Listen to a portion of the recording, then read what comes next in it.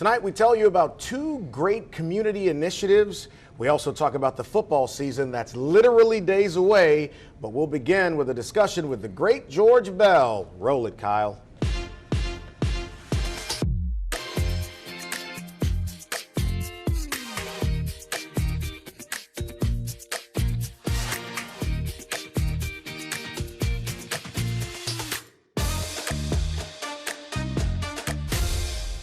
Well, it's still hot, but the summer is kind of grinding to a stop. So much has been going on the last few weeks, and there's a lot on the horizon for us, specifically within the next 10 days. We begin tonight's show with George Bell, CEO and president of the Capital Area United Way. How's it going, my friend? It's going well, Clay. Great to be here again. You have been busy. Let's first start off with something people are not so happy about, and that's these utility costs right now. It is impacting families, particularly those who are already in a bad way. Tell us what the utility assistance program is. Well, it's already happened, but we were fortunate, Capital Area United Way, along with our other United Way colleagues, were asked to be a part of a utility assistance program that Entergy came up with. They graciously put up over $10 million to assist residents across their service area. We were asked to handle the registrations for our 10 parish area, and we did that. It was an online registration process. We had over 8,000 applications in a one-day period. And those applications are in the process of being reviewed, and folks will be finding out here shortly their status on whether they receive that $150 credit from Entergy. Is this something that is possibly going to happen again? I don't know. I mean, that's one of those things that what we were pleased about was that we were able to do this in fairly short order. We had less than a week's notice to pull this together, and it went fairly smoothly. And it's one of those things that, as a United Way, we were just glad to be called upon to be a part of that process. So there's a couple of other initiatives I want to get to, but I want to talk a little bit about the work United Way does here in Baton Rouge and in the Baton Rouge region. You're a multi-parish organization, but for people who don't really know, they're not in the know about what you do. Introduce United Way to viewers who don't know about it. Certainly. And first, I'll start with United Way is an organization that has been in this community, this 10 parish area, for almost 98 years. Wow. We celebrate our centennial in 2 years. But we are the organization that serves as an umbrella, that serves as a connector of resources to needs in our communities. And we do that by raising funds, working with our corporate partners and individuals, and then that's one of the events, the Jambalaya Jam. Exactly, but that is what United Way does. We are that organization that the community looks to provide much needed support and assistance, not just in the basic needs area, but in those tough to solve challenges that communities face. I think it's important, the work you do. Let's talk about the LSU and Southern fan-raising event that's going on. Tell me about that. Yeah, Clay, we looked back a few months ago at this upcoming game between Southern and LSU, and we said, you know, this would be a great opportunity to engage our community in a fundraising activity that would more or less unite our community. Yeah. So we felt that giving these loyal, dedicated Southern University and LSU fans a chance to support their community while at the same time representing their teams would be a great way to do that. So we created a Text to Give program that'll run through the game day.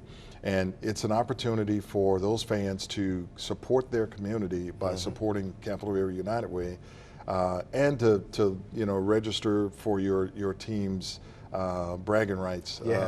But at the end of the day, everybody wins. Everybody Our community wins. And then Jambalaya Jam is going to take place on Thursday, October 13th. We'll talk about this again before it gets here. Tell us about Jambalaya Jam. Yeah, so we've been doing this 35 years now, and this is our signature fundraiser. It is a fun time this year. It's on October 13th. We'll have over 40 teams as of today, over 40, but we'll probably exceed 50 teams that will be cooking jambalaya on that day. You talk about a wonderful smell downtown That's Baton the first Rouge. thing I thought about when you were saying that. That must smell amazing. So all of our corporate partners and many of our friends are out there cooking, and it's available for people to take I want to part in. get this in before we finish as well, and we'll come back to this. Save the date, May 4th, 2023. Quickly, I got about 20 seconds. Tell me about that. 225 Gives. Yes. That's our community-wide giving day of giving. And Capital Area United Way is pleased to be able to host that again this year. It's a great fundraising day for all of our nonprofit partners. Capital Area United Way Jambalaya Jam. Maybe George will remember my phone number and decide to call me to be a judge at that event. We'll never know, will we? Let's talk about sports. Michael Cauble is on the desk next. Oh, man.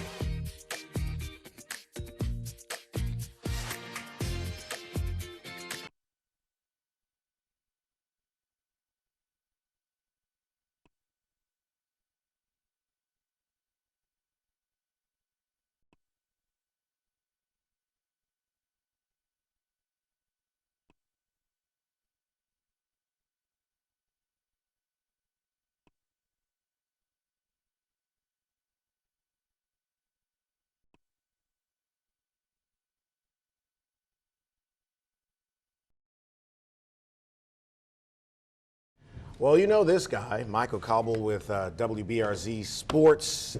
Man, football season is here, man. Finally. It's a good feeling, though, right? It really is. You know, it's funny because I talk about this a lot. I mean, we've been talking football for the last month and a half, right? Guys like me. So, like, to finally have it here, we're as anxious. You know, the players always talk about, oh, I'm just ready to hit somebody else. Well, we're ready for you to hit somebody else, too. So excited that it's happening this weekend. Excited that it's kind of staggered, too. I like, actually, that Southern gets to go first, LSU second, and then the Saints a couple weeks later. You think about it. You got Southern Saturday, LSU Sunday. The NFL season kicks off Thursday. Southern LSU the following Saturday. Then more NFL on Sunday. Then Monday.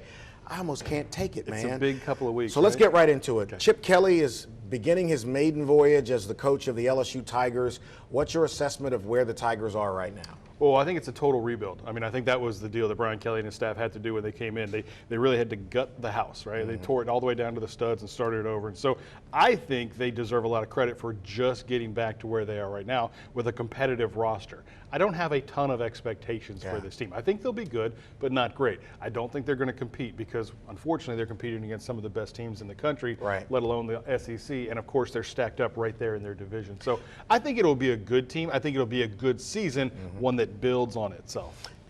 7 wins, 8 wins? I think 8 wins, possibly 9. Yeah. But possibly 7 too. Yeah. I really feel that window right there from 7 to 9 wins is what we're looking at with this team. There's just games that I don't think they're going to be, having a chance to win in. Alabama. Yeah. I think Arkansas is going to be tough. I think Texas A&M is going to be tough if they can figure it out.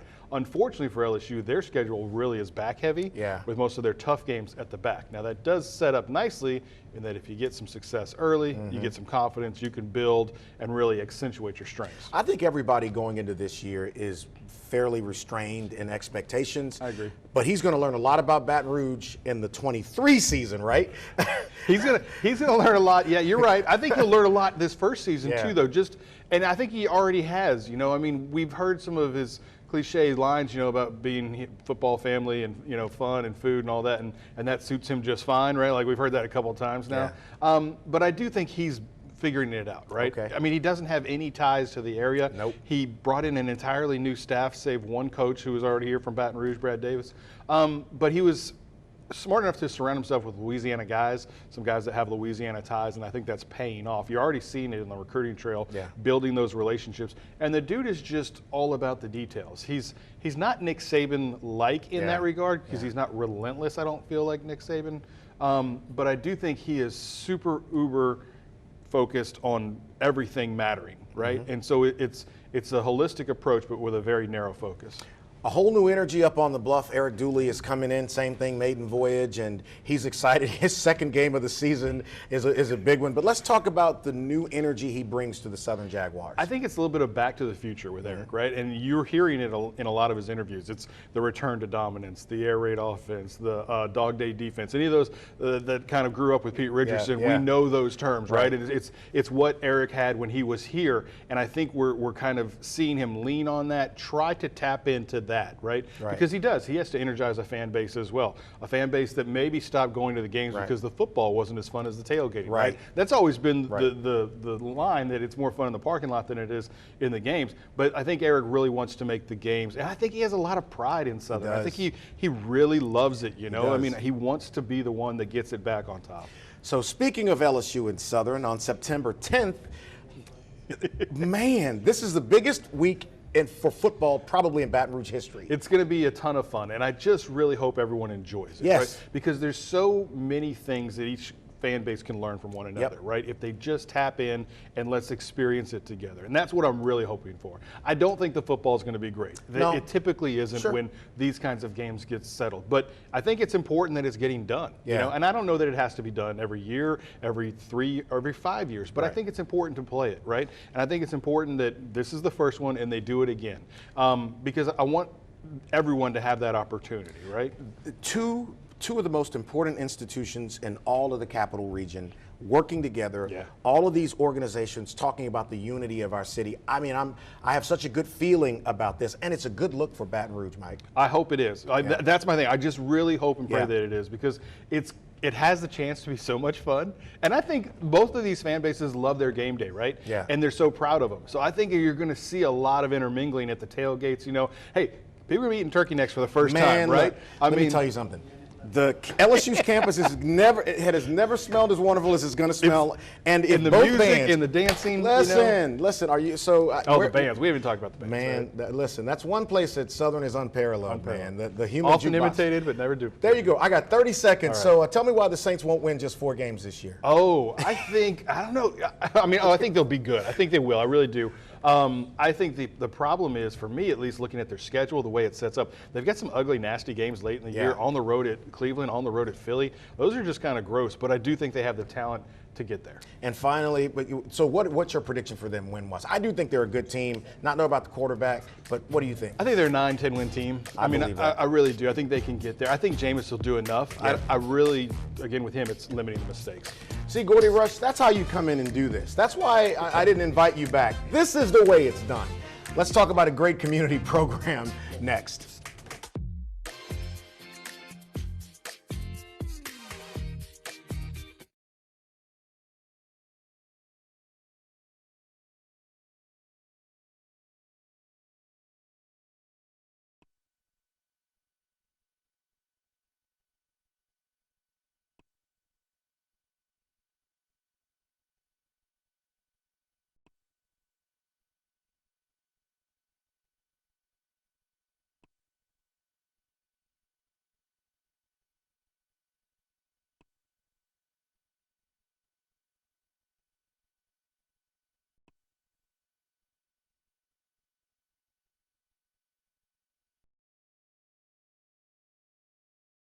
You want to stick around for our last segment? Louisiana State Police is doing an open house, and we'll tell you all about that. But right now, I want to introduce you, if you've not known about it, to the Walls Project. Samantha Morgan is here with us now. And Sam, if somebody has never heard of the Walls Project, why don't you tell them what that is? Well, first of all, if you haven't heard of us, you've definitely seen us. We're located in all of downtown Baton Rouge and across the city because you've seen all the murals that we've done. That's really how the organization started. Right. So we began as a crowdfunding group to put murals in downtown Baton Rouge, and it has spread into a massive organization since then. And you were talking earlier about the football game. Yeah, LSU versus Southern. So tell me about that. What are you doing? We've got a hand in that as well. All right. So we're going to celebrate this momentous game with a mural. Okay. Yeah, so the students from Southern University Lab and LSU Lab School are going to come together, and they're going to paint a mural together. You see, that's the thing about this, and we'll get into what you do. This game is such a catalyst for so many good things. Absolutely. And I think there's a lot of implied positives that we don't talk about out loud, but class, race, everything. this is good for Baton Rouge. And this is the time for those of us who do believe in us coming together to speak up and be a part of it, don't you think? Absolutely. And that's one of the things this mural is going to do. It's going to bring these students together in a location that maybe some of these students have never even been to before, bringing them to different parts of town, exposing them to different sections of our community. And I can't find anything wrong with that. So let's talk about how kids get involved with the Walls Project and what do they do. Obviously now we know that it's art facing, but there are other aspects too that we'll get to. But if someone is saying, I would maybe love my kid to get involved, how do they do that? Well, one thing too, even though we are based and founded in the arts, we're more than just an arts organization. So what the first program was to evolve out of the arts was opportunities for equity. And that's one of our things that's really important to us, and especially for our young people. So the first program was the Futures Fund, and it started with photography classes for kids. It's not just an opportunity for the kids to learn, but it's an opportunity for these great artists to mentor and to share everything that they have learned from, you know, bootstrapping their way through and figuring it out, to share that with another generation. And also we've added on to that coding. Yeah, that was gonna be my transition. We were talking before the show about coding and classes for not just kids, but their parents too. Absolutely. Let's talk about that. Okay, so first of all, the coding program came out of wanting to basically allow these kids to learn about something that's not really being taught very well in our school system, no shade, but we definitely have to create some more opportunities for kids to learn coding, because so much of our future is going to be based on coding. And we wanted to provide it for students who may not get those extracurricular activity opportunities to do it on their own as well. Over time, all the parents and grandparents that would come along to these classes with the kids, they would say, well, when are you going to do this for us? Well, then the pandemic happened. And we really saw an opportunity, but more than an opportunity, a need for adults to be able to get some training, to be able to do jobs that they don't have to leave their house to go do. So many more opportunities in remote fields are available in the tech sector. So we really wanted to create something that allowed, we already started this with the teens, let's expand it and create an opportunity for adults as well. I'm actually an alumni. So this is what we were talking about. That, you know, she was kind of dancing in the end zone a little bit about that before the show. So Just a little bit. You've gone through the class, and I'm fascinated by that because coding and all of that stuff that is in existence now, that stuff didn't exist way back then in school. But specific to the school question, you were talking about the costs if you had gone to an LSU to do this versus a person who wants to do this through you. It's easier and more affordable to do it through Walls, correct? Absolutely. I mean, that is, again, equity. That's what we're talking about. It needs to be based on your financial level, first of all. So that's what our program is based on, is how much can you actually afford for the program. But beyond that, if you go to LSU to complete this similar program, it would be a $12,000 investment. If you go through our program, at maximum, we're talking $4,500. Now, that's without scholarships. We do provide very, very generous scholarships to where the average person is maybe paying $1,000. Some are able to go through the program for free. And we are able to do that because we are a nonprofit organization and we're able to secure grants to pay for these students. The teachers are all professionals in the tech industry, so they come from this and they're teaching people how to be part of that industry as well. I love that. One of the things that we were talking about is you get kids from all over, but primarily in the 70805 zip code area. Why is that area so important to you? Because that is an area that has been unfortunately very much disinvested in and very much neglected. And so we need to create more opportunities, again, for equity. And so if we can invest there, that is our first starting point. And that's how you help all of the city by investing in the parts that are hurting the most. Exactly. So if people want to learn more about the Walls Project, I got about 20 seconds, how can they do that? First of all, log on to our website. I mean, that's a great starting point, thewallsproject.org. We're also on social media everywhere, or come on downtown. We're located at 458 America Street. So I have a challenge for you. Sometime in the next couple of weeks, I want you to bring some kids back with their art and let's show it on the show. Absolutely. Can we get that done? Deal. All right, up next, let's talk about an open house at Louisiana State Police. Troop A is doing something, and Trooper Reed will be here to tell you about it next.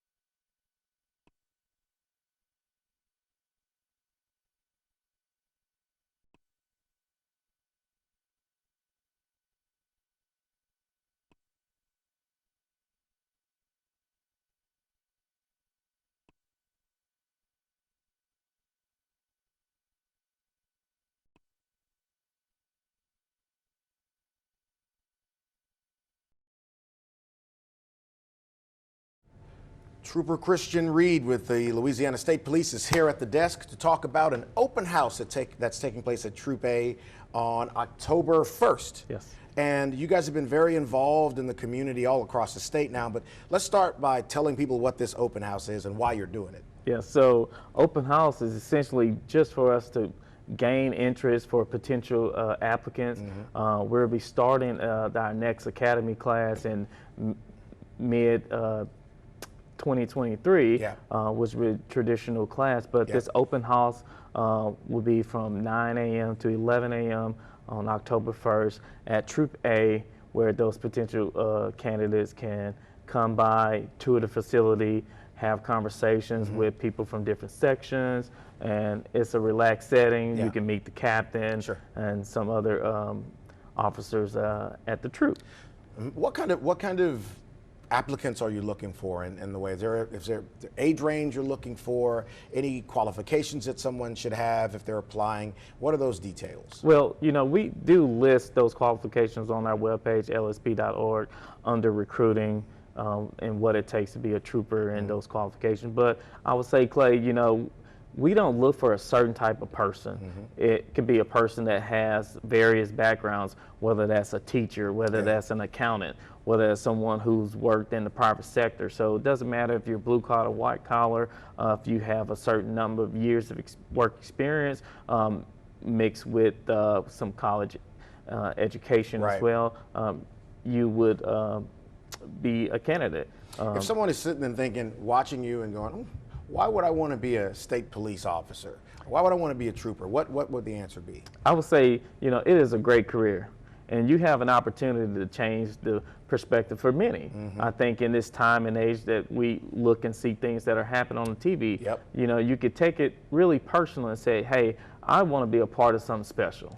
And I think now is the time. It is a great career. We have so many sections within state police where you can gain so much experience and really be a catalyst for the change.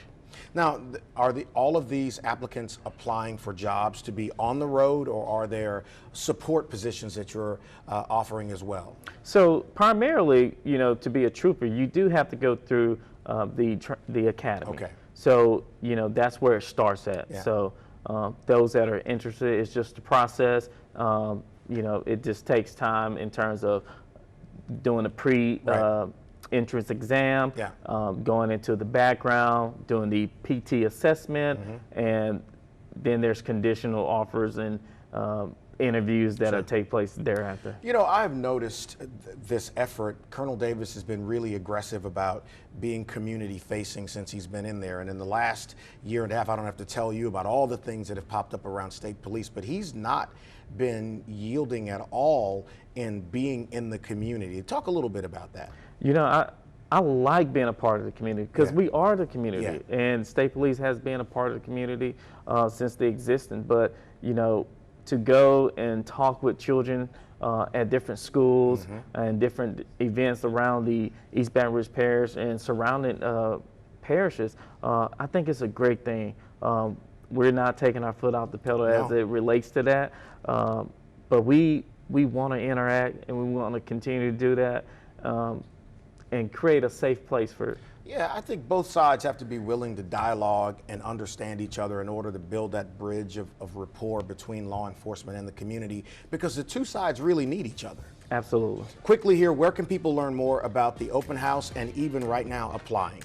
Yeah, so the open house does not require an application. If you can visit State Police webpage or our Facebook page, it'll be featured there. But also, if you can contact myself at Troop A 225-754-8524 for more information. Big weekend, football weekend. You guys enjoyed. It's going to rain a little bit, but it'll be well. See you next week.